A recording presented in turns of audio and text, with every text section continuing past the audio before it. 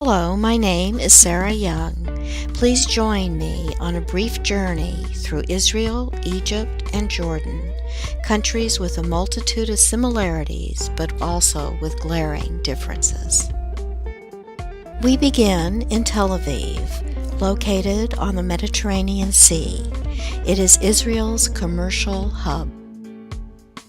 Nearby Jaffa is one of the world's oldest port cities.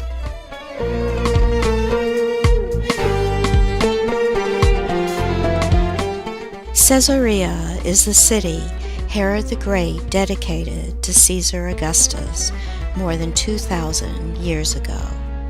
It later became a Crusader city, and then finally the city was destroyed by Muslims in 1265. Militarily significant, the Golan Heights affords us a view of nearby Syria. In this land of historical contrast, nearby is the Sea of Galilee, reported to be the place Jesus recruited his first disciples. Capernaum, later known as the town of Jesus, was first established in the 2nd century BC.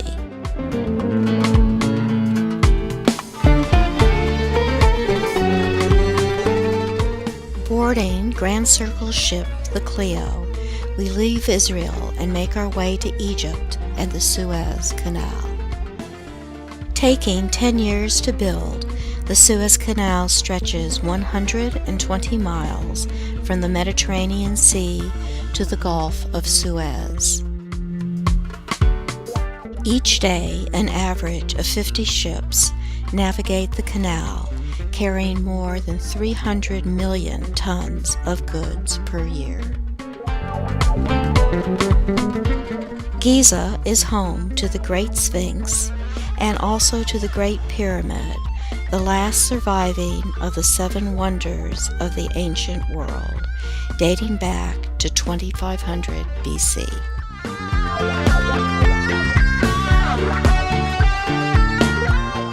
Constructed more than 4,000 years ago, the temple complex of Karnak is located on the east bank of the Nile River and covers more than 250 acres.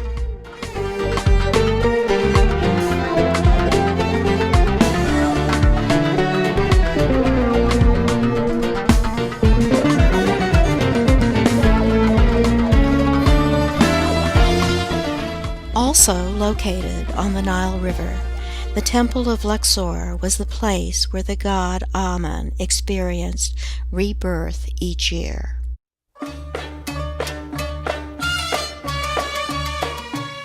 The Valley of the Kings contains what is probably the most famed collection of elaborate ancient Egyptian tombs.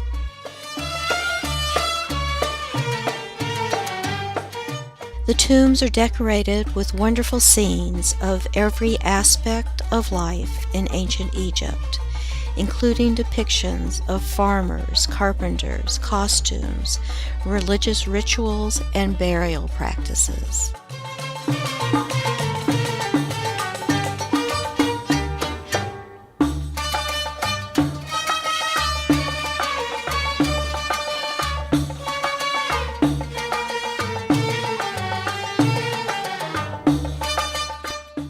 Crossing the Red Sea, we arrive in Jordan. Our first visit is to Wadi Rum. It is a valley cut into sandstone and granite rock, and it is also known as the Valley of the Moon.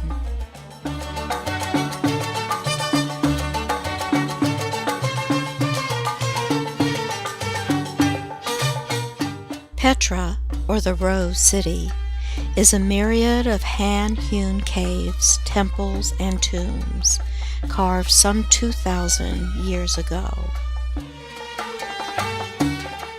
It was a prominent city, linking camel caravans between the Arabian Seas and the Mediterranean, and also deriving wealth from a lucrative incense trade.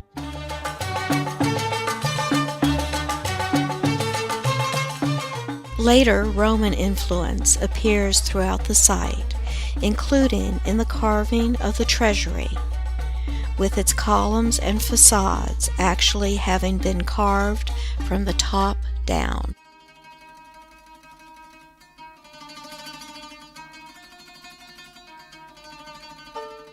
After spending time along the Dead Sea, we then travel to Mount Nebo, where it is said that Moses first viewed the Promised Land, and on to Bethany beyond the Jordan, the site where Jesus was baptized by John the Baptist. Re-entering Israel, we stop at the St. George Monastery in the Judean desert on our way to Jerusalem. Within the modern city of Jerusalem is the old walled city. It is approximately 1/2 square mile in size and is the heart of the Jewish, Christian, and Islamic religions.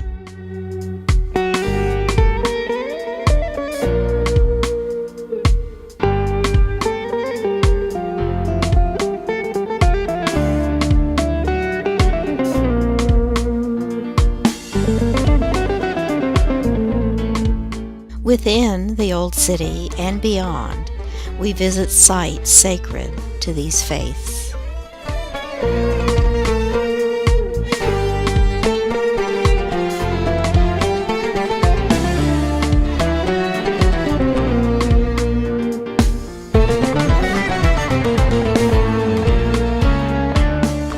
Traveling further along the Dead Sea, we arrive at Masada, the rock plateau on which King Herod built a magnificent palace. It is also the site of the rumored suicide by Jewish rebels, preferring to take their own lives rather than being enslaved by the Romans. Since ancient times, the menorah has been the symbol of Israel. The Holocaust Museum is Israel's official memorial to the victims of the Holocaust. Housing ancient manuscripts, the Shrine of the Book also is the home of some of the Dead Sea Scrolls discovered in the Judean desert.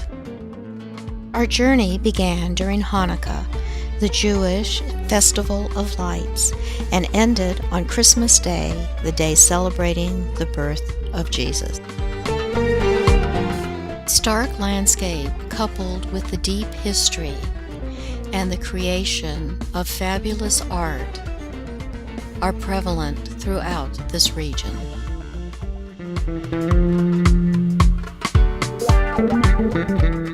We further discover Middle Eastern culture and traditions through an introduction to its delicious and varied foods.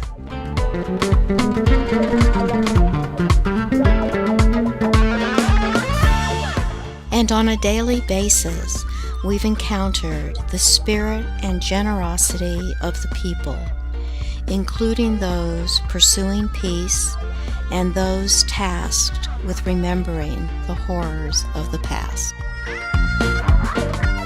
And as we end our journey, I hope this region continues to honor its past and its cultural differences, but that it will also embrace its strengths in the promise of a sustainable, peaceful future throughout these amazing lands.